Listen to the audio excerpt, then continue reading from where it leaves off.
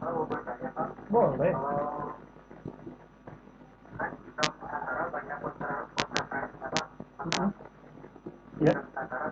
ya Boleh betul. saran Bapak dan Muhammadiyah Islam Nusantara itu seperti apa Pak?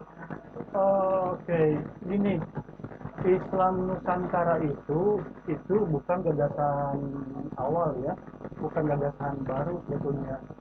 Itu memang tergagas sejak tahun 1920-an, sudah tergagas konsep Islam Nusantara.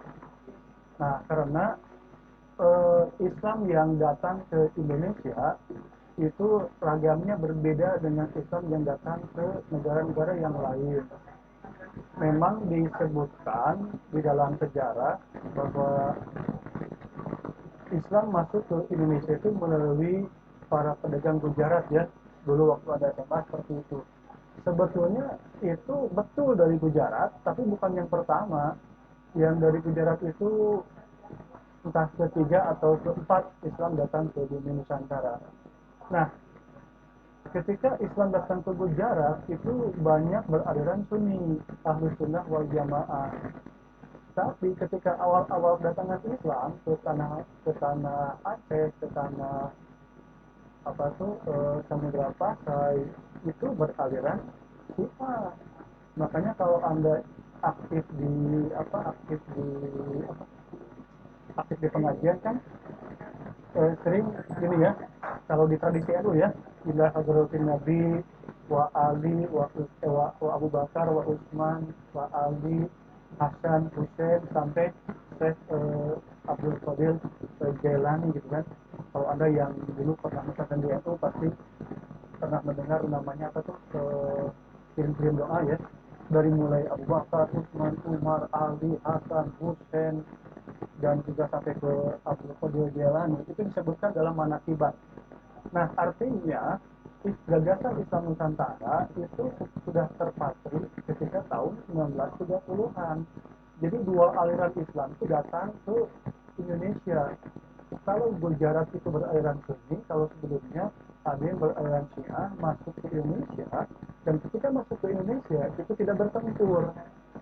Kalau di sana kan Tunisia itu bertempur, ketika di Indonesia itu terjadi sebuah peleburan makna, maka lahirlah tradisi baru, ada tradisi Maulid Nabi, ada tradisi Rojaban itu tidak ada dalam nomenklatur ahli sunnah wal jamaah, tapi dia ada dalam tradisi Syiah. Tapi di kita, Raja Bandi kita berbeda dengan Raja Bandi Iran atau di negara-negara Syiah. Nah, ada penyelarasan Islam dengan tradisi kearifan budaya lokal. Maka terciptalah Islam Nusantara. Nah, jika yang dimaksud Islam Nusantara seperti itu, maka tidak ada masalah karena tidak merubah konsep rukun iman, tidak merubah konsep rukun Islam, tidak menambah ayat suci Al-Quran, tidak menambah hadis-hadis sahih selain tujuh imam Bukhari, Muslim, Nasai, Abu Daud, Al-Tirmidzi, tidak menambah hadis-hadis baru. Kalau hanya konteksnya peleburan dalam konteks budaya, itu masih baik-baik saja, kecuali budayanya budaya seperti larung laut, sesajen, namanya budaya-budaya seperti itu baru itu tidak bisa dipertentangkan karena itu termasuk pada kemusyrikan. Nah, jika konteks Islam Nusantara seperti itu hanya pada pelebaran budaya, aspek-aspek seperti baju koko, sarung kan gitu. Karena kan di Arab itu Islamnya dengan jubah kan, baju yang selobong bers kabeh kan gitu. Sementara di Indonesia kan budayanya beda, ada pakai sarung, ada pakai batik dan sebagainya. Kalau konteksnya itu, maka Islam Nusantara itu masih diperbolehkan. Tapi kalau sudah mengutak-ngatik Al-Quran, kalau sudah mengutak-ngatik hadis, itu baru kita pikirkan. Nah, Muhammadiyah sendiri dia memiliki manhaj yang namanya manhaj tarjih. Ketika dia menafsirkan Al-Quran, ketika dia menafsirkan hadis, tetap Muhammadiyah merujuk pada referensi-referensi yang utama, yaitu kaidah-kaidah tafsir, kaidah-kaidah hadis yang dikembangkan oleh para ulama terdahulu. Jadi tidak asal sembarang. Nah, kalau konteks Islam Nusantaranya dan tadi masih mengikuti ar-rujuk Al-Quran wa Sunnah, merujuk pada Al-Quran dan hadis Nabi, itu boleh-boleh saja, kecuali kalau menyimpang dari itu, karena yang namanya penafsiran Al-Quran juga ada kaidahnya, tidak seenaknya. Yang namanya penafsiran hadis juga ada kaidahnya, tidak seenaknya yang kita pikirkan, ya. Jadi kalau definisi Islam Nusantara hanya sebatas budaya berpakaian, budaya bersilaturahmi, budaya beretika, berkomunikasi, itu masih dalam tataran kewajaran, tidak merubah manhaj dari Al-Quran dan As-Sunnah itu sendiri. Oke, kira-kira gitu ya jawabannya. Ya, silahkan. Medina Tazkia. Oke. Hmm? Apa? Oh, oh nggak apa-apa. Yang penting hadir aja. Masalah kita ya, Mm-mm. soalnya kan sering sering di kita apalagi orang-orang miskin ada kristenisasi dengan bentuk sembako nih Mbak. Mm-mm. Jadi mungkin mereka menerima sembako karena kebutuhan mereka, tapi si pemberi itu ingin bahwa si penerima saya jadi masuk kristenisasi. Mm-mm. Nah, kalau di zaman dulu sahabat ya, yang kalau masalah di masalah ini kita Amr bin As yang dia lihat orang tuanya disiksa, Mm-mm. terus sampai Abu Jahal bicara kalau apakah berhenti disiksa belum kamu berbicara kalau kamu menyembah Tuhan tuh. Ya, ya. Lalu terus nanya kan kalau Amr bin As Ya, gimana? Mm-mm. Amr bin Yasir maksudnya Pak. Ya, ya, ya, ya. Yang waktu awal tutup Mekah ya. Dia Waktu awal masuk Islam ya. kata Rasul nggak apa-apa karena itu cuma dirikan.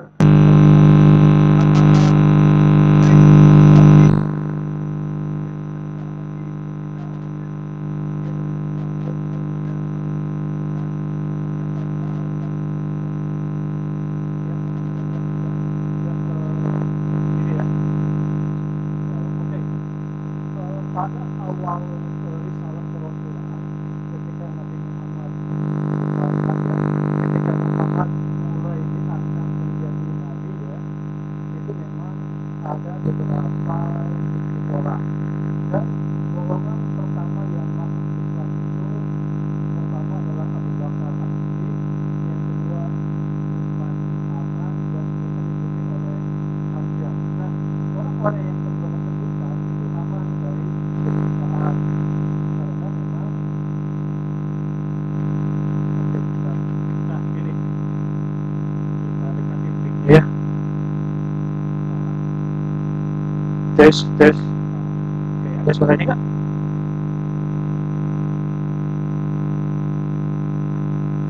Tes tes. Bentar ya, Bapak pakai headset dulu kalau gitu.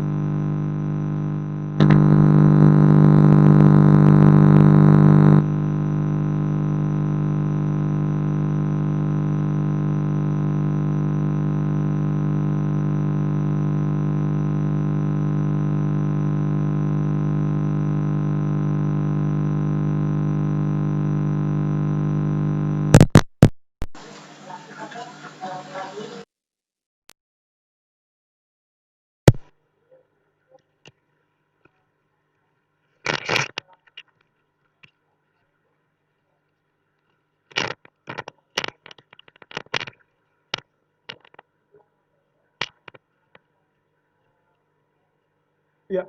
Nah, suaranya ada nggak sekarang? Ada Pak, ada. Oke. Nah, perlu ganti headset segala ya, tarik kena.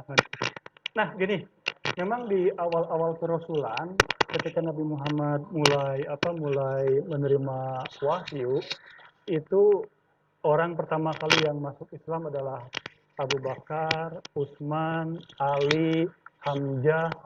Itu mereka dari golongan kelas atas. Otomatis mau diganggu ke orang kafir Quraisy karena tidak berani. Abu Bakar adalah bangsawan dari Quraisy, golongan golongan apa lagi. Utsman juga bangsawan, apalagi Ali ada dari klan Abu Thalib. tidak mungkin diganggu oleh orang kafir. Nah, justru ketika bangsa budak mulai masuk Islam seperti Wasir, seperti Bilal, itu mereka mendapat penyiksaan. Dan ketika itu Wasir dipaksa oleh tuannya untuk mengingkari Nabi Muhammad kan, karena orang tuanya sudah dibunuh ya. Orang tuanya dibunuh, ibunya juga dibunuh, tinggal Wasir sendiri. Wasir mendapatkan pesan dari ayahnya, kamu harus selamat dan ketemu dengan Muhammad bagaimanapun caranya kan gitu. Maka dengan terpaksa Wasir akhirnya mengakui bahwa Muhammad seorang pembohong, Muhammad seorang pendusta. Dan setelah itu Wasir dibebaskan oleh tuannya. Lalu Wasir berangkat kabur, ketemu dengan Abu Bakar, kan, dan menceritakan apa yang terjadi di rumahnya. Lalu Abu Bakar menyampaikan kepada Nabi apa yang sampai dialami oleh Wa'asyir, dan Nabi mengatakan yang penting tidak di hatimu, itu karena menyelamatkan menyelamatkan hidupmu kan gitu. Nah, ketika itu perkataan Wasir diampuni oleh Nabi, dan Wasir tidak termasuk golongan orang yang ingkar, yang kafir kepada Allah dan Rasulnya. Nah, berkaca dari situ, maka ada dua konteks kejadian yang berbeda. Kalau Wasir seperti itu karena dia terpaksa harus mempertahankan hidupnya, dan itu amanat dari ayahnya. Karena amanat dari ayahnya, kamu harus hidup dan menemui Muhammad dan para sahabatnya. Dan terbukti ketika Futuh Madinah, ketika perang Uhud, perang Jamal, perang Khandaq, Wasir menjadi garda terdepan dalam membela panji-panji Islam. Nah, konteksnya itu berbeda. Ketika itu memang Wasir pertama diberi amanat oleh ayahnya untuk menemui Nabi Muhammad dalam selamat. Yang kedua, dia terpaksa harus menyelamatkan diri. Maka dia boleh mengatakan hal itu dalam lisannya, tapi tidak diamini dalam hatinya. Nah, bagaimana kalau kristenisasi konteksnya sekarang? Kalau konteksnya sekarang, ya tidak bisa seperti itu. Tapi kalau kita menerima bingkisannya boleh-boleh saja. Kalau ada orang Kristen ngasih ini bingkisan, lumayan copot, nah copot. Itu naon itu. Kalau Jokowi ngasih apa tuh dana COVID, berapa dana COVID deh? 600.000-nya di kantor pos deh. Kalau Jokowi ngasih dana COVID, dana tersebut dari Cina, 6,5. 6,5, kasih ganda penerima ya, apalagi. Ya, kalau konteksnya seperti itu, meskipun dana COVID itu nggak tahu dari mana ya, apakah dari cokong Cina, apakah dari mana, dalam konteks itu sah-sah saja, karena tidak ada berhubungan dengan keimanan.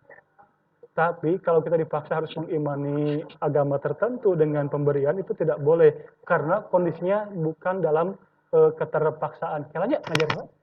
Ya, Bu.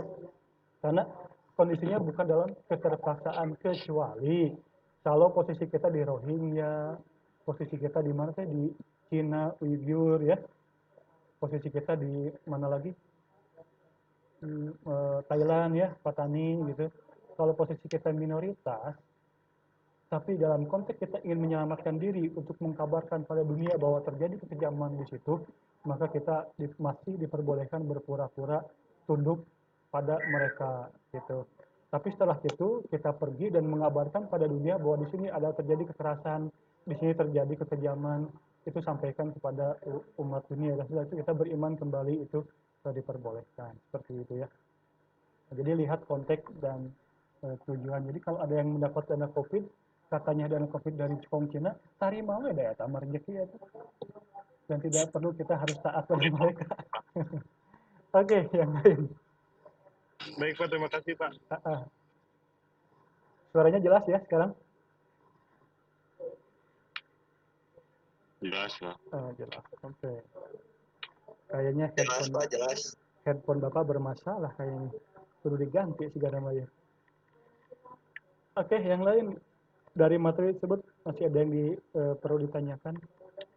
Pak, saya mau nanya Pak. Iya, silahkan. Muhammad siapa ini? Muhammad Tok Pak. Nomor tua kelas apa? Oh, ABC? kelas A. Oh, kelas A. Silahkan. Gimana Muhammad? Kan ada hadis yang mengatakan bahwa Islam itu terpecah menjadi 73 golongan. Ya. Dan semua itu Mm-mm. tidak diakui kecuali satu golongan yang berakidah Ahlussunnah wal Jamaah. Ya.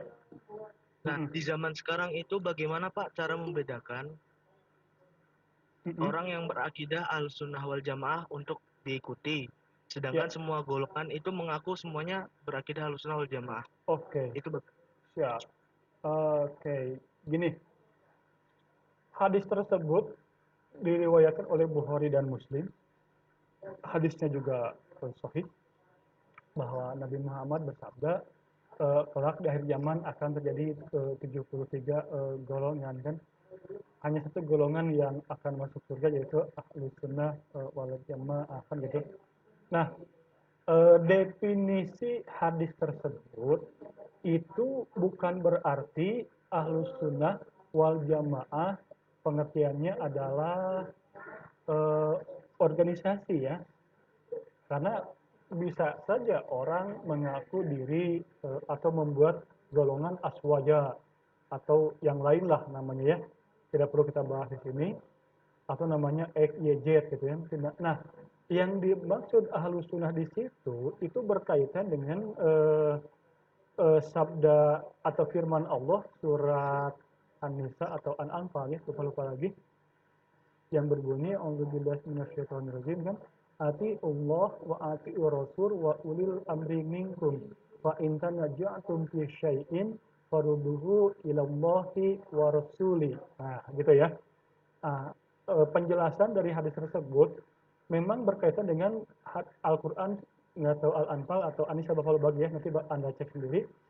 Jadi ati Allah, taatlah kamu kepada Allah wa Rasul dan Rasul wa ulul amri minkum dan pemimpin di kota kalian.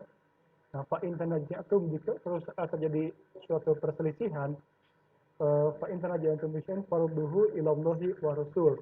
Kembalilah engkau kepada Al-Qur'an dan sunnah-sunnah Nabi Muhammad. Nah, maksud dari satu golongan yang termaksud dalam hadis tersebut adalah seseorang, sekelompok orang, sebuah organisasi, apapun itu namanya, yang ia konsisten terhadap Al-Quran dan sunnah-sunnah Nabi Muhammad mutawatir. Nah, maka kalau Anda bertanya bagaimana Muhammadiyah, Muhammadiyah dalam himpunan tulisan tarjihnya mengatakan tidak bermazhab kepada siapapun, dan juga tidak berimam kepada siapapun, tapi Muhammadiyah mengikuti Al-Quran dan As-Sunnah. Jika terjadi sesuatu tidak bisa dipecahkan oleh Al-Quran dan As-Sunnah, maka Al-Quran Muhammadiyah memilih jalan untuk ijtihad dengan metode tarjih. Tetap rujukannya adalah Al-Quran dan As-Sunnah. Nah, jadi hadis tersebut maknanya bisa seseorang, bisa sekelompok orang, bisa satu organisasi, bisa juga beberapa negara akan mendapat perlindungan dari Allah ketika mereka konsisten mengamalkan Al-Quran dan As-Sunnah. Jadi bukan organisasi tertentu, bukan nama-nama kelompok tertentu, tapi siapa saja yang konsisten menjalankan Al-Quran dan As-Sunnah. Namanya bisa Muhammadiyah, bisa Persatuan Islam, bisa Nahdlatul Ulama, bisa apapun namanya, bebas.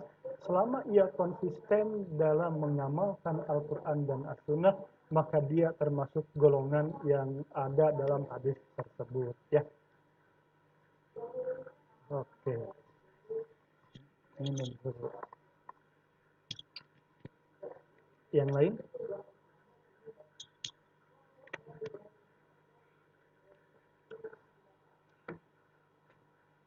saya Pak, Ya, boleh. Siapa saya teh? Muhammad Khairul Oh, Warisin. Warisin. Saya di sini tidak terlihat semua nih.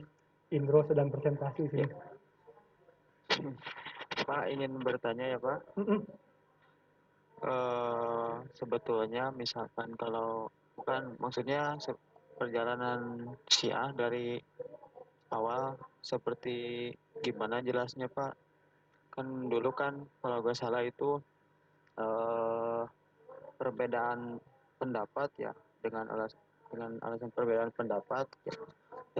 Kalau yang lain setelah Nabi Muhammad, kalau menurut Syama kan jadi Ali gitu. Jadi perjalanan sampai sekarang kenapa jadi berbeda gitu. Dulu politik, sekarang jadi urusan agama yang ginian. Oke, ini Terima kasih Pak. ya, ini pertemuan ketiga ya, yang isu-isu itu ya. Nggak apa-apa. Gini, dulu setelah Rasul wafat, maka kepemimpinan umat Islam dipegang oleh Khulafaur Rasyidin. Abu Bakar pertama, Umar kedua, Utsman ketiga, dan Ali yang keempat. Abu Bakar selamat dengan mulus, Umar juga selamat dengan mulus, tapi Umar berujung pada penikaman dari bangsa Yahudi ketika ia mengimami sholat subuh. Utsman, nah Utsman selama dia memimpin umat Islam selama 12 tahun, 6 periode pertama gemilang di tangan Utsman sehingga orang itu susah mencari mustahik, susah mencari orang yang ingin diberikan zakat dan sedekah. Itu 6 tahun kepemimpinan Utsman pertama. Semua orang bisa infak, bisa sedekah, sampai dia bingung, iya duit di kemana ya? Mereka dia membongkar itu dah baroga duit. Nah, 6 tahun berikutnya barulah masalah-masalah mulai muncul. Walau alam apa yang terjadi, tapi kita yakini bahwa 4 orang sahabat itu dijamin masuk surga ya. Karena Bapak hanya membaca sejarah-sejarahnya saja. Konon dari sejarah yang Bapak baca itu, 6 tahun periode kepemimpinan Utsman pada periode keduanya, itu Utsman mulai mengganti para gubernur-gubernur di daerah Baghdad, di daerah Tunisia, di daerah-daerah Islam itu dari golongan keluarganya, keluarga Muawiyah bin Abu Sofyan, karena memang Utsman dari klan sana. Jadi gubernur gubernur Syria, Somalia itu mulai dari keluarga Utsman. Dari situ mulai muncul kekecewaan, mulai muncul gontok-gontokan, akhirnya Utsman dibunuh oleh umat Islam sendiri di rumahnya.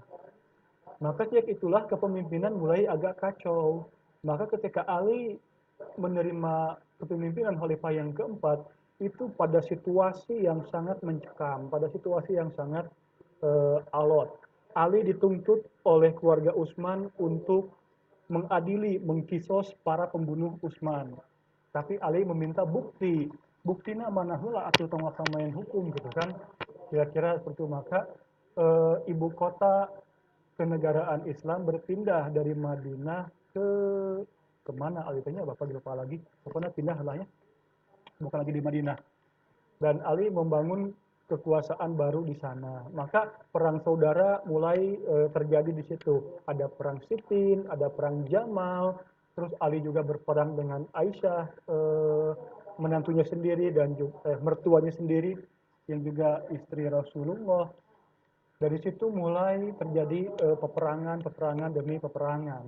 Akhirnya Ali melakukan sebuah arbitrase atau perjanjian damai dengan Muawiyah dan juga dengan keluarga Aisyah kan gitu, dengan klan itu. Dan di situ terjadilah perjanjian damai. Muawiyah bin Abu Sufyan dipimpin oleh Yazid. Ali sebagai khalifah juga bertemu pada satu forum menyepakati perjanjian damai. Maka jadilah tahun takwim, tahun perdamaian. Nah di situ Ali menyerahkan kepemimpinan kepada umat. Pada hari ini aku serahkan kepemimpinan kepada umat muslim biar terjadi situasi damai. Ketika Ali menyerahkan pimpinan, maka Muawiyah menjawab, Karena Ali sudah menyerahkan pimpinan, maka hari ini aku mendeklarasikan diri menjadi seorang pemimpin, menjadi seorang khalifah. Karena rakyatnya sudah disetting, pada waktu itu semua rakyat mendukung Muawiyah, maka berdirilah dinasti Umayyah. Nah, di situ ada kekecewaan.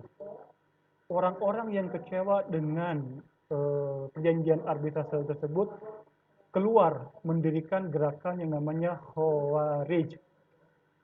Nah, Khawarij itu nanti bapaknya dari Mu'tazilah, orang yang biasa mengkafirkan sesama muslim. Nah, orang yang setia kepada Ali menamakan diri Syiah. Gitu ya. Nah, jadi ada dua golongan. Orang yang setia kepada kepemimpin, yaitu adalah masyarakat di bawah kepemimpinan Bani Umayyah. Memimpin sampai 80 tahun kehilafahan Islam.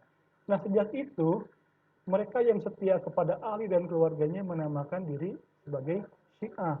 Orang yang mengkafirkan Ali dan orang yang mengkafirkan Muawiyah bin Abu Sufyan atau Bani Umayyah namanya adalah Khawarij. Nah, sejak itu Syiah senantiasa terus mendukung Ali dan keluarganya sampai Hasan dan Husain dewasa. Ketika Hasan menjadi pemimpin juga, ketika Hasan ingin pergi ke Damaskus menemui Muawiyah, dilarang oleh warga Syiah, dan ketika tepat di lembah Karbala, Hasan dibunuh oleh tentara Bani Umayyah. Sejak itulah Syiah mulai menjadi aliran teologi. Entah bagaimana ceritanya, jadilah Syiah Imamah, Syiah Imam 12, Syiah Jam'iyah, sampai Syiah yang terjadi sampai sekarang. Walau alam, dari mana mulainya dia membenci Abu Bakar, mulai membenci Umar, mulai membenci Utsman, mulai membenci para sahabat yang lain, mulai mengakui bahwa khalifah pertama adalah Ali, setelah Rasul langsung Ali dan sebagainya. Walau alam dari mana mulainya. Tapi itulah kilas balik perjalanan Syiah pada periode awal. Syiah adalah mereka yang taat setia kepada keluarga Ali dan menjaga kehormatan keluarga Ali sebagai khalifah, sebagai keponakan Nabi Muhammad. Lalu setelah pasca kejadian Karbala itu, Syiah menjadi berubah, ada Imam Zaidiyah, ada Imam Syu'ubiyah, ada Syiah 12, Syiah 9, dan seterusnya, ada Ahlul Bait, dan sebagainya. Walau alam yang datang ke Indonesia itu Syiah yang mana. Tapi sekali lagi, itulah cikal bakal kelahiran Syiah. Pada awalnya seperti itu.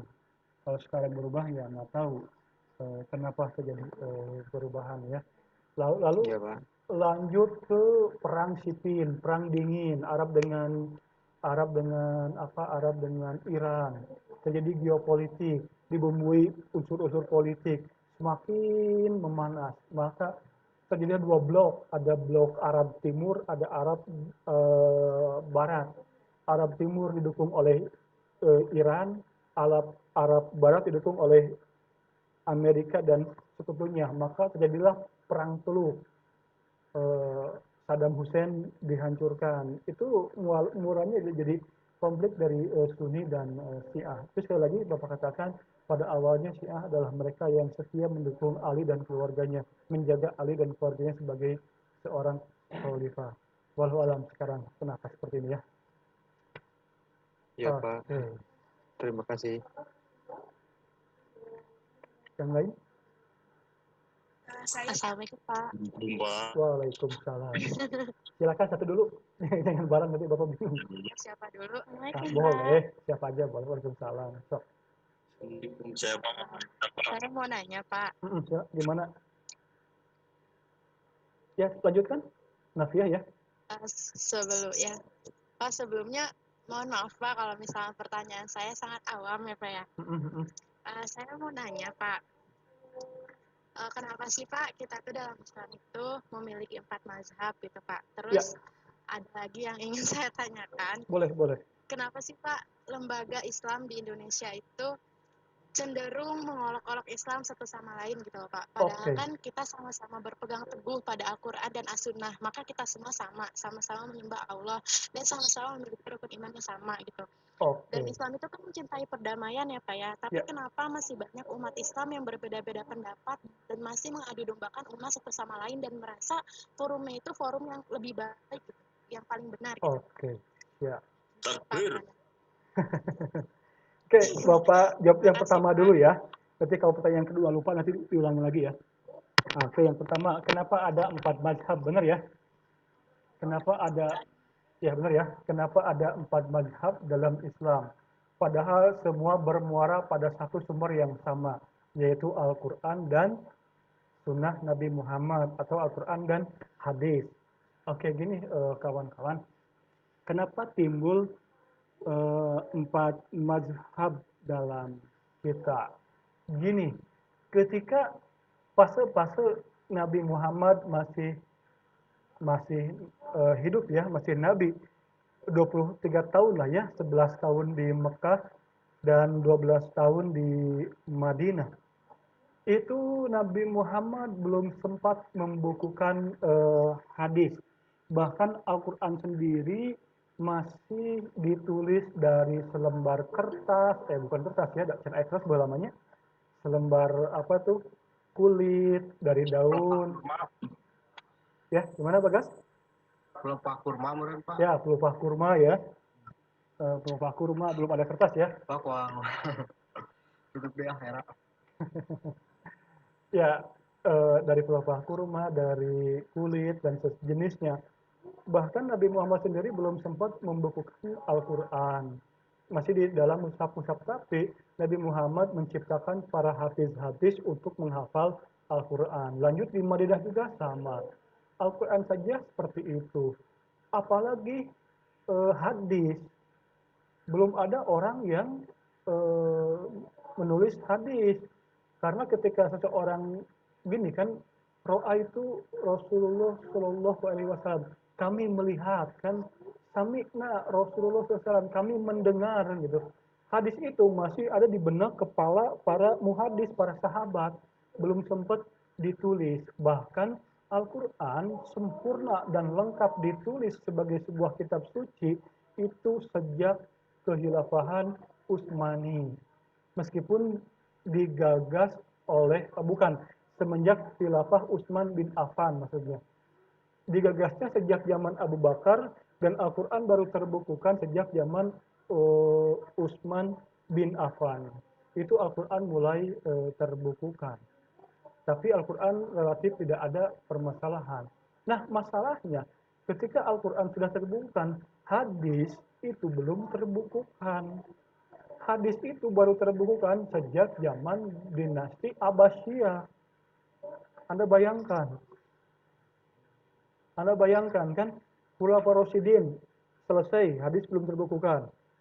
Bani Umayyah selesai, belum terbukukan. Baru pada kehilafahan Abbasiyah, hadis mulai terbukukan. Masalah berikutnya adalah ketika hadis dan Al-Quran sebagai sumber utama hukum Islam, ketika hadis belum terbukukan, di tengah perjalanan muncullah para imam. Ada Imam Syafi'i, ada Imam Hambali, ada Imam Ahmad bin Hambal, ada juga Imam Maliki. Para ahli fikih datang sebelum hadis benar-benar terbukukan. Maka pertanyaannya adalah, apakah mungkin dalam kitab-kitab 4 mazhab ada hadis dhaif? Kan gitu pertanyaannya. Apakah mungkin dalam salah satu kitab hadis itu ada hadis yang palsu?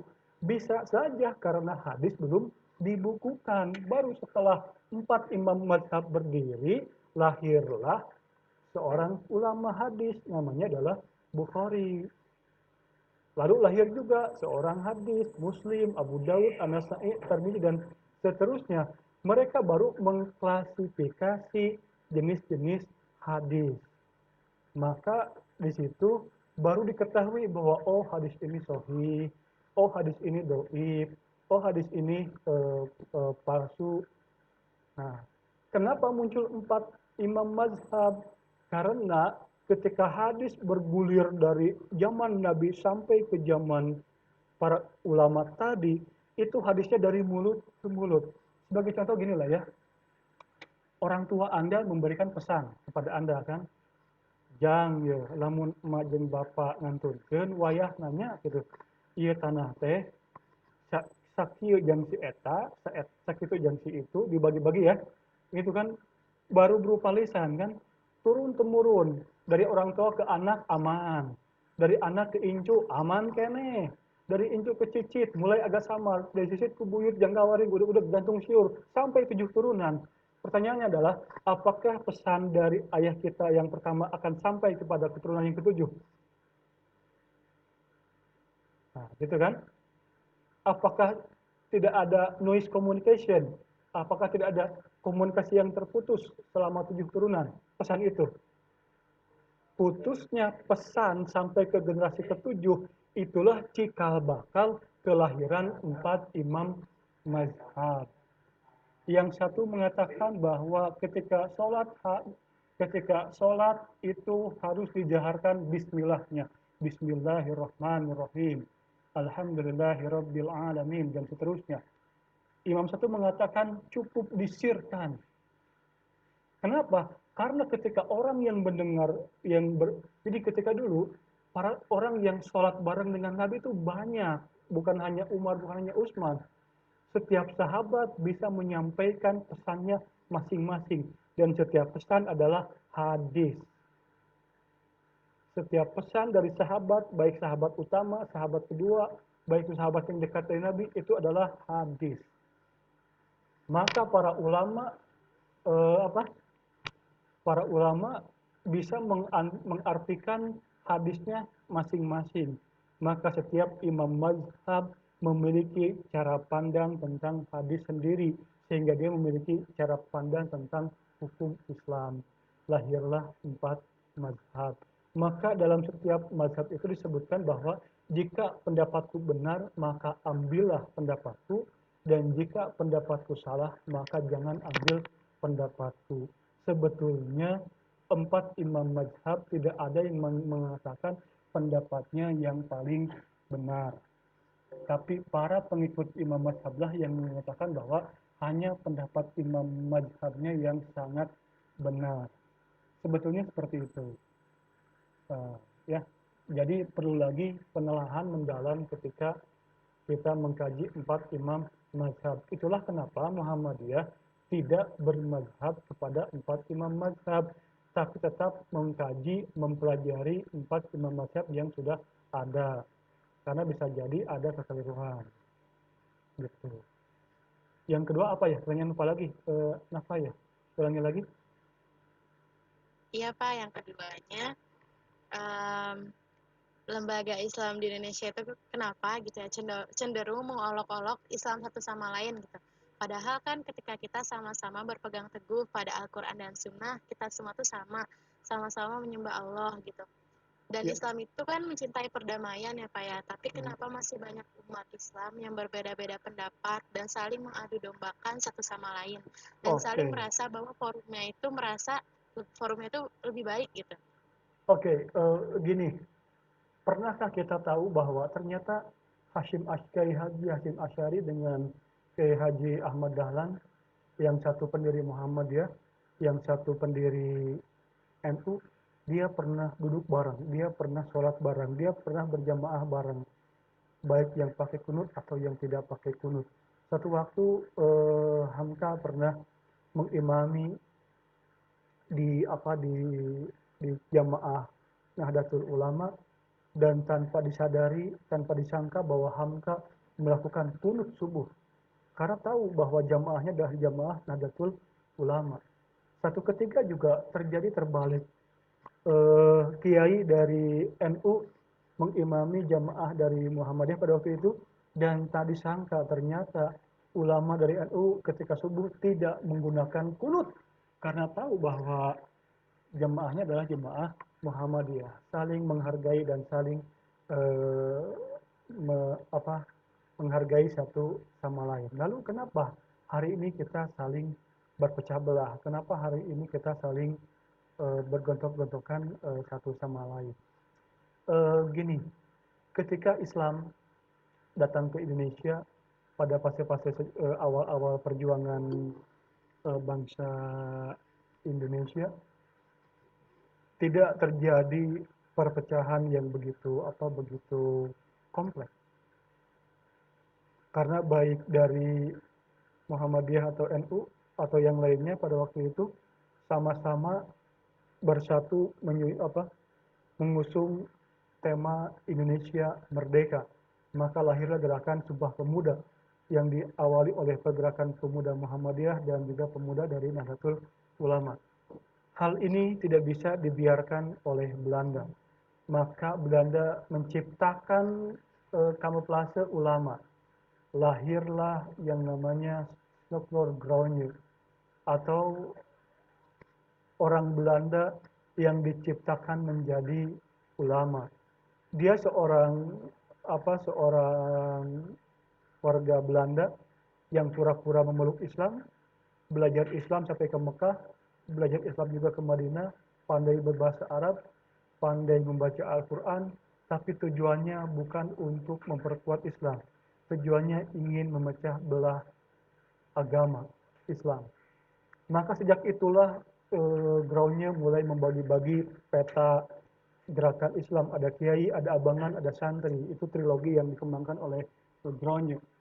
Dan groundnya mulai membuat pengkultusan terhadap golongan, mulai pengkultusan terhadap kelompok. Dari situ maka mulai timbul bahwa kelompok yang satu meyakini kelompoknya paling benar. Kelompok yang kedua juga sama meyakini kelompoknya yang paling benar. Maka terjadilah pertikaian antar kelompok dan itu berlangsung dari 1930 sampai 1940. Maka ketika terjadi BPO-PKI, mulailah kelompok Islam bersatu kembali menghadang penjajahan Belanda. Maka kenapa antar kelompok itu saling menghakimi? Itu warisan dari penjajah VOC, warisan dari penjajah Belanda. Idealnya adalah kita boleh mengatakan diri kita benar dalam beribadah, tapi jangan menghardik, jangan menghakimi perbedaan pendapat kelompok lain. Selama mereka masih berpegang pada Al-Quran dan As-Sunnah. Kalau beda-beda dikit, anggap saja sebuah kewajaran. Kenapa? Karena tadi kembali ke konsep tadi, hadis ini kekeluyunan nampleng dari zaman Nabi sampai ke kehilafahan Abbasiyah. Wajar dong kalau ada hadis yang terputus, salah tangkap, salah makna, miskomunikasi, dan seterusnya. Dan ulama meyakini pendapatnya dari hadis tersebut. Itu sangat wajar.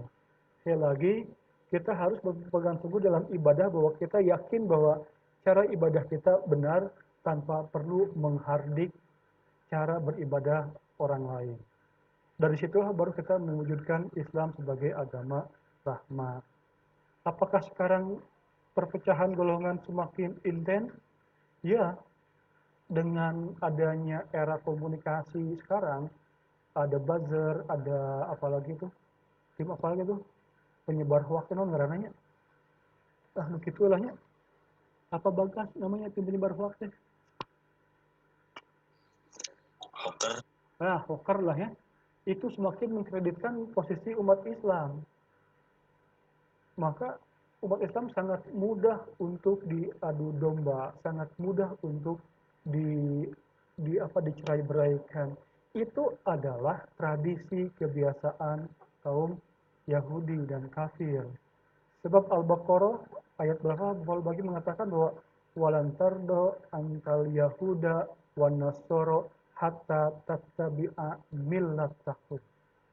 Sesungguhnya orang Yahudi dan Nasrani tidak akan ridho kepada umat Islam sampai umat Islam mengikuti cara ibadah mereka.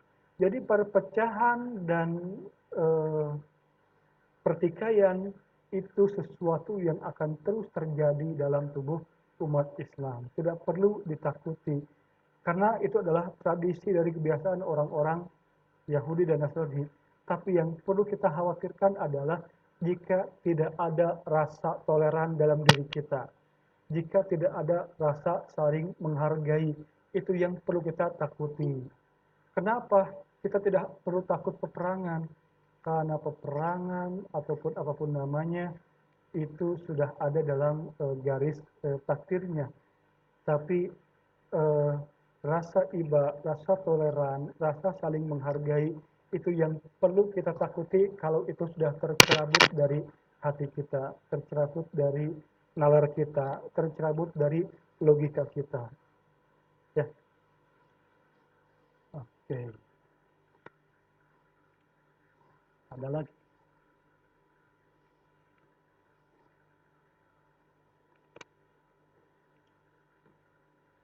Dari teman-teman?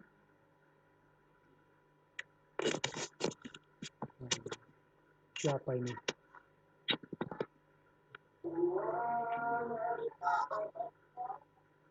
Nah, Indra atau siapa lagi? Nah, di apa? Ya, silakan. Ya kebanyakan teh kan ayeuna ai Muhammadiyah mah kebanyakan yang sudah memahami Al-Qur'an lalu turun ke masyarakat. NU mah membahas sesuatu hadis itu sejarah kita butuh hadis, jadi berbeda pendapat pasti.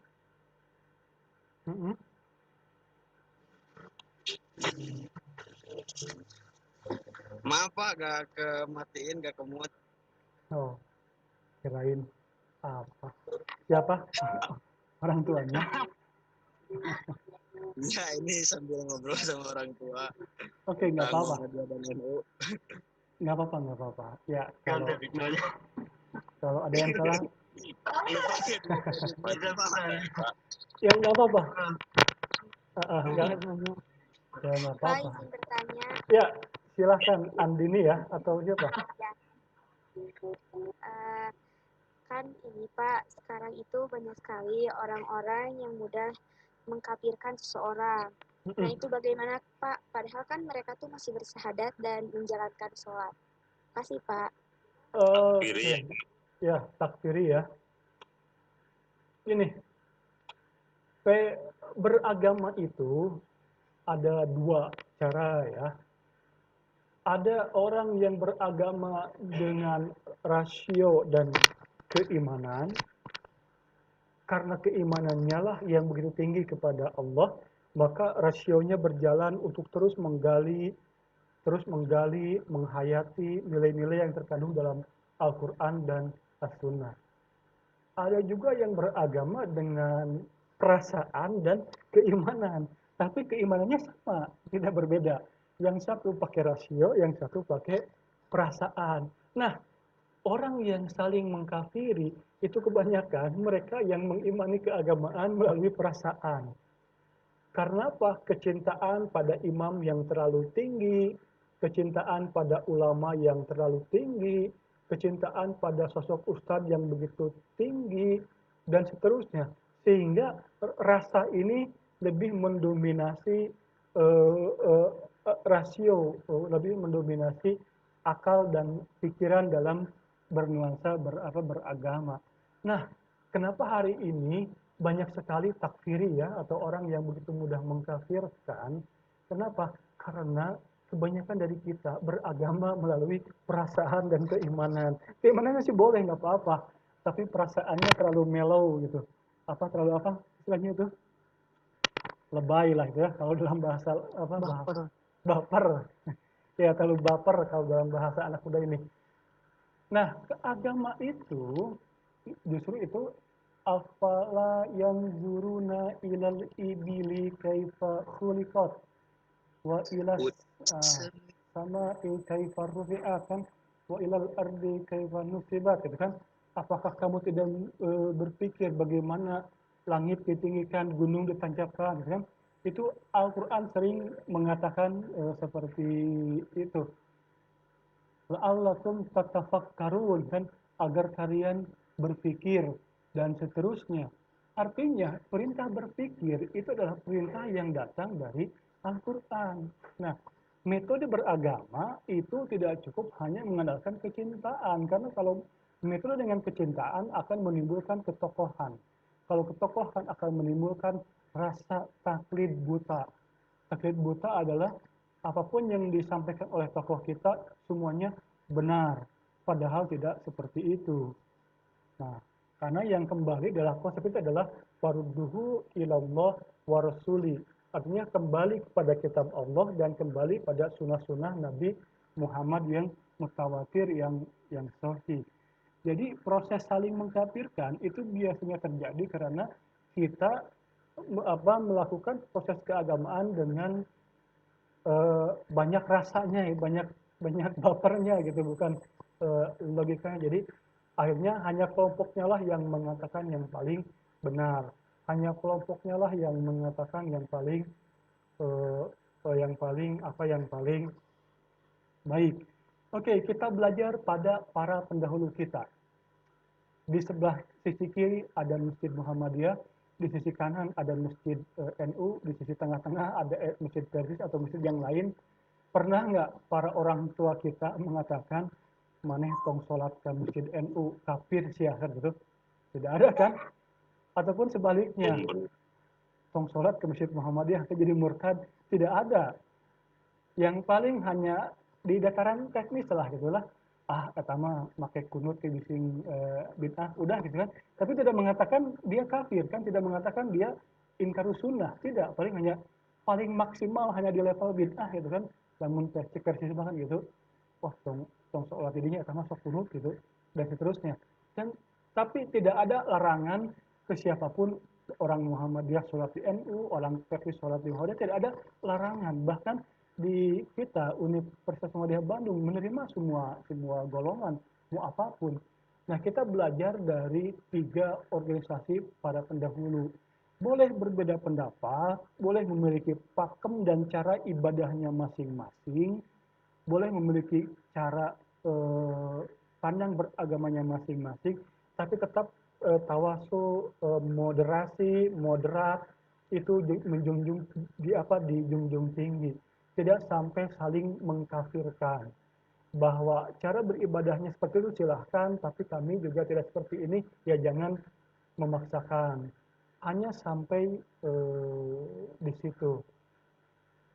Jadi gejala saling mengkafirkan itu atau takfir itu terjadi karena kita menggunakan rasa dalam memahami metode keagamaan. Kita menggunakan logika dan keimanan. Jadi atas bawah ini naik kan gitu. Sekali lagi boleh berbeda pendapat, boleh meyakini pendapatnya paling benar, tapi jangan sampai menghardik orang lain meskipun berbeda cara beribadah. Oke, seperti itu ya. Iya, baik Bapak, sudah azan, saya mau izin buat sholat zuhur. Tidak boleh Pak ya? Boleh, yang mau lihat sholat juga silakan, karena memang kita hanya 1 jam ya. Atau ada lagi nggak? Ada Pak. Silakan. Yang mau sholat silakan ya. Oh, boleh. Muhammad Indra Pak. Oh, Muhammad Indra, namanya Indro Band. Jadi gini kan Pak, di kampung saya kan banyak, ada beberapa gitu, ada Persis, ada Muhammadiyah, ada NU. Nah, menurut Muhammadiyah, masalah pemilu itu gimana Pak? Boleh nggak? Terus di sini kan ada nggak tahu Muhammadiyah, nggak tahu Persis, nggak tahu NU. Jadi nggak ikut serta gitu Pak dalam pemilu tersebut. Tapi kan dia juga mempunyai KTP, dia mempunyai identitas gitu, tapi tidak ikut serta dalam pemilu. Gimana itu Pak? Oke. Pak, punten Pak, saya izin sholat dulu Pak. Ya, silahkan ya. Yang izin sholat silahkan atau sholatnya nggak apa-apa. Ini Bapak lagi sampai habis pertanyaan ya. Gini, eh, ketaatan pada ulil amri atau ketaatan pada pemimpin ya, itu adalah ketaatan yang sifatnya pada urusan muamalah duniawiyah, muamalah keduniaan. Lalu bagaimana pemilu dalam perspektif Islam ya? Gini, Islam hanya mengatakan wasyawirhum fil amr kan, hanya mengatakan bermusyawarahlah untuk memutuskan suatu perkara. Nah, definisi musyawarah ini belum ada jawaban yang pasti. Apakah musyawarah ini adalah kehilafahan? Apakah musyawarah ini adalah republik? Apakah musyawarah ini adalah demokrasi? Atau musyawarah ini adalah yang lainnya? Karena Al-Quran menyatakan wasyawirhum fil amri kan, bermusyawarahkah kalian dalam memutuskan suatu perkara. Nah, lalu bagaimana sikap kita dalam menghadapi pemilu? Sebetulnya orang yang memfatwakan bahwa yang golongan putih atau yang tidak mencoblos itu adalah haram, dosa, itu juga dalilnya juga nggak kuat. Yang kedua juga seseorang yang mengatakan bahwa wajib mencoblos, wajib melakukan pemilu, itu juga dalilnya tidak kuat juga, tidak ada dua-duanya dalam kondisi dalil yang lemah. Tapi kita berbicara pada strategi. Oke, kita batasi ya. Orang yang mengatakan pemilu haram itu dalilnya juga tidak kuat. Orang yang mengatakan pemilu wajib jika tidak berdosa dalilnya juga tidak kuat. Kita pada posisi yang itu. Tapi kita lihat pada aspek yang lain. Jika umat Islam, umat terbesar, tidak menggunakan hak suara dalam pemilu, akankah kita memperoleh seorang pemimpin yang muslim, yang taat? Ketika umat Islam yang besar ini berbondong-bondong meninggalkan kotak suara, lalu golongan yang lain sepakat memilih kelompoknya, bukankah kita akan mendapat seorang pemimpin yang tidak kita kehendaki? Artinya adalah dalam proses pemilu, jika ada seorang pemimpin yang kita anggap dia alim, jujur, rajin ibadah, amanah, maka bergegaslah memilih pemimpin tersebut dalam pemilu. Karena siapa lagi yang akan memajukan kita? Jika semua pemimpin kita anggap tidak ada yang layak kita pimpin karena